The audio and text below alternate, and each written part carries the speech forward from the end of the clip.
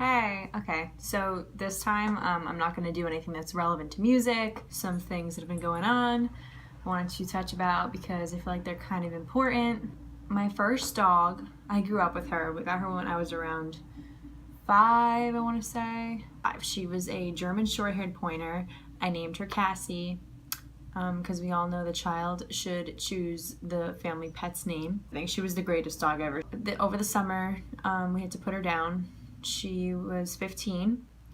We had a big birthday party for her when she turned 15. Plus, 15 is almost an outlier for German short-haired pointer lifespans. They usually are supposed to live 12 to 14 years, I want to say, on average. Towards the end, obviously, her arthritis started to get the best of her. She wasn't sick. She didn't have any diseases.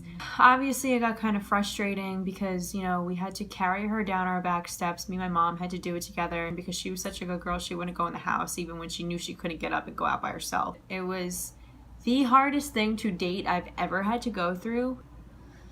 Sorry. So it was more like, you know, losing a sibling than it was losing a dog. She showed us that the love that a dog brings to your life is worth the pain of saying goodbye. So one night on Instagram, I was looking through my Explore page and I saw a dachshund that was really cute. Kind of looked like Cassie, kind of had like coloring of a German short hair. So I clicked on his Instagram and his name was Here Comes Meatball.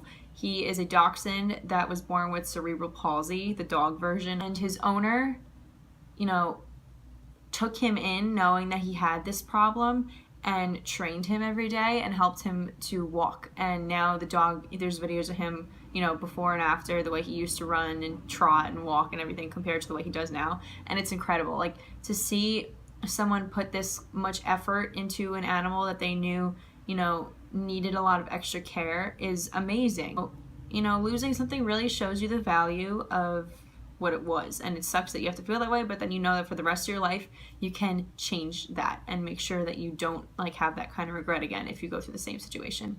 So after looking at Here Comes Meatball, I went on the shelter, the local shelter's website.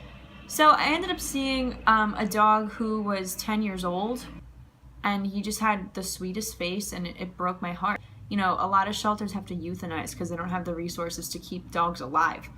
And he had been there since September, and it was the end of November. So he had been there for 2 months already. Like, most people want to adopt puppies, which is completely fine. Like, kudos to you for adopting anyway. We got Cassie from a breeder. After having gone in a shelter a couple years ago with my family for them to adopt a dog, I don't think I can ever get it from a breeder again. As much as I would love to have a puppy and raise it from the time that it's tiny, there's puppies in shelters too.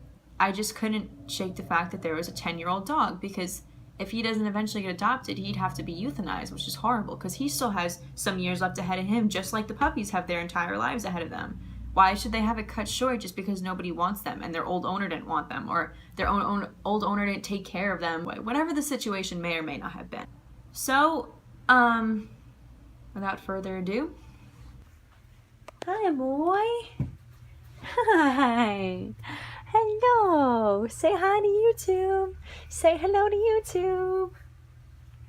Oh. Yes, he's saying hello. It's Dudley. Just took him to the vet today. The vet said to me, you know, kudos to you for adopting an adult dog, first of all, and he is heartworm positive.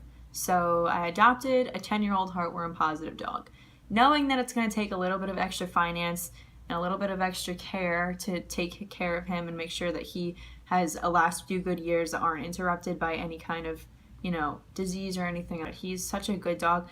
I mean, you know, not everybody has the same experience when they're adopting a dog, but I was absolutely blessed. This dog he's like God sent. I think we were made for each other. I'm so happy that I was able to get him. And I feel like for the rest of my life that this is what I am going to do. I'm going to keep adopting dogs, like even if it means they're a little bit older. I want dogs. I love dogs.